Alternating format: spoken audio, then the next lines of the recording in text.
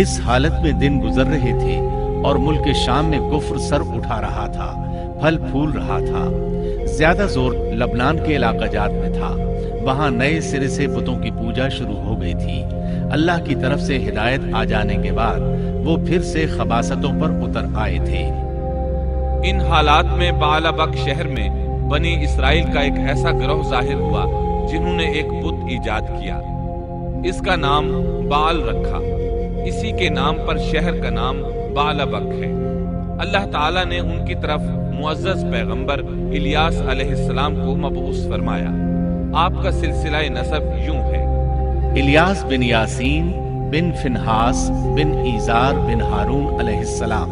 اللہ تعالیٰ سورۃ الصافات آیات 123 تا 132 میں ان کا تذکرہ یوں فرماتے ہیں: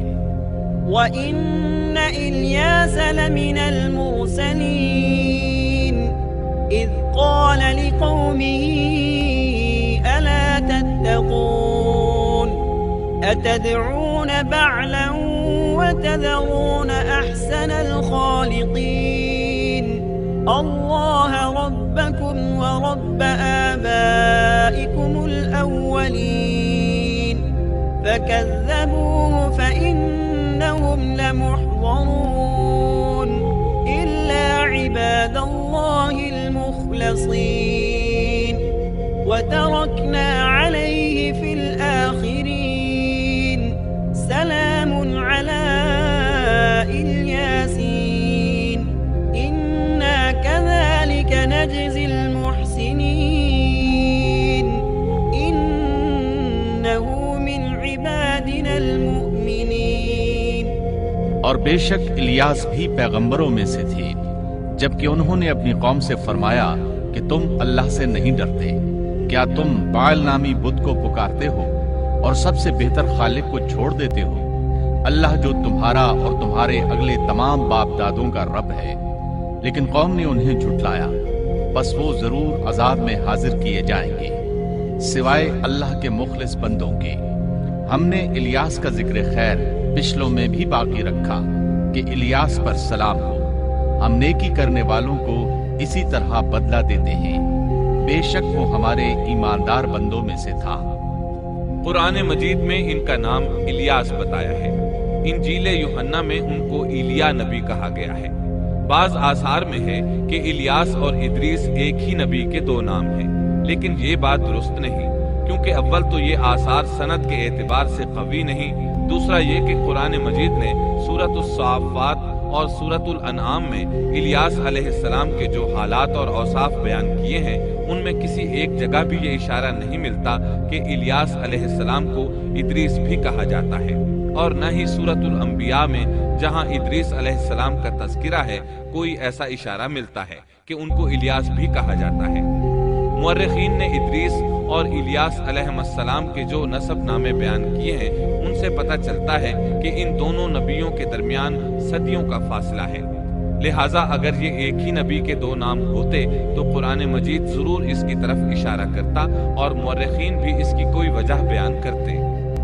مفسرین اور مورخین کا اتفاق ہے کہ الیاس علیہ السلام شام کے باشندوں کی ہدایت کے لیے بھیجے گئے تھے، اور مشہور شہر بعلبک ان کی رسالت و تبلیغ کا مرکز تھا۔ الیاس علیہ السلام کی قوم مشہور بت بعل کی پرستار تھی اور توحید سے بیزار اور شرک و کفر میں مبتلا تھی۔ اللہ کے برگزیدہ رسول الیاس علیہ السلام نے ان کو سمجھایا اور راہ ہدایت انہیں دکھائی، اور بت پرستی کے خلاف انہیں واعظ و نصیحت کی اور خالص توحید کی جانب انہیں بلایا۔ کتب تفاسیر میں ہے کہ بعل نامی بت سونے کا تھا اور اس کا قد 20 گز تھا اور اس کے 4 منہ تھے اور اس کی خدمت پر 400 خادم مقرر تھے۔ الیاس علیہ السلام کے زمانے میں یمن اور شام کا محبوب دیوتا یہی بت تھا، اور بعض مورخین کا خیال ہے کہ حجاز کا مشہور بت حبل بھی یہی بعل تھا۔ سورۃ الانعام میں الیاس علیہ السلام کا جن آیات کے اندر ذکر آیا ہے وہ نوح اور ابراہیم علیہ السلام کی اولاد اور ان کی نسل کے انبیاء و رسول کی ایک مختصر فہرست ہے۔ اللہ تعالیٰ سورۃ الانعام آیت 84 تا 86 میں فرماتے ہیں: وَوَهَبْنَا لَهُ إِسْحَاقَ وإسحاق ويعقوب كلا هدينا ونوحا هدينا من قبل ومن ذريته داود وسليمان وأيوب ويوسف وموسى وهارون وكذلك نجزي المحسنين وزكريا ويحيى وعيسى وإلياس كل من الصالحين وإسماعيل واليسع ويونس ولوطا وكلا فضلنا على العالمين. اور ہم نے ان کو اسحاق دیا اور یعقوب، ہر ایک کو ہم نے ہدایت کی، اور پہلے زمانے میں ہم نے نوح کو ہدایت کی، اور ان کی اولاد میں سے داود کو اور سلیمان کو اور ایوب کو اور یوسف کو اور موسیٰ کو اور ہارون کو،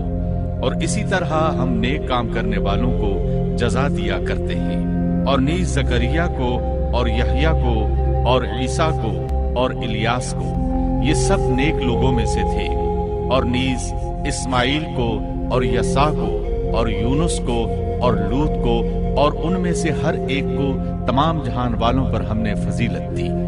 الیاس علیہ السلام اور ان کی قوم کا واقعہ اگرچہ قرآن میں بہت مختصر ہے، تاہم اس سے یہ سبق حاصل ہوتا ہے کہ بنی اسرائیل کے یہود کی ذہنیت اس درجہ مسخ ہو چکی تھی کہ دنیا کی کوئی برائی ایسی نہیں تھی کہ جس کے کرنے پر یہ حریص نہ ہوں، اور کوئی خوبی ایسی نہ تھی جس کے یہ دل دادا ہوں. اور انبیاء و رسل کے ایک طویل اور مسلسل سلسلے کے باوجود بت پرستی، نجوم پرستی، عناصر پرستی، غرض غیر اللہ کی پرستش کا کوئی شعبہ ایسا نہ تھا جس کے یہ پرستار نہ بنے ہوں. قرآن مجید میں بنی اسرائیل سے متعلقہ واقعات میں جہاں ان کی بدبختی اور کج روی پر روشنی پڑتی ہے، وہاں ہمیں یہ نصیحت و عبرت بھی حاصل ہوتی ہے کہ اب جبکہ انبیاء و رسول کا سلسلہ ختم ہو چکا اور خاتم النبیین کی نبوت اور قرآن مجید کے آخری پیغام نے اس سلسلے کو ختم کر دیا، تو ہمارے لیے ازحد ضروری ہے کہ بنی اسرائیل کی مسخ فطرت اور تباہ ذہنیت کے خلاف احکام الہی کو مضبوطی سے پکڑیں اور ان میں ہیلہ سازی اور ٹیڑھ پن سے کام نہ لیں، ان کی خلاف ورزی کی جرات نہ کریں. اور ہمارا شیوا سپرد و تسلیم ہونا چاہیے، نہ کہ انکار و انحراف. اسلام کے یہی اور صرف یہی معنی ہے.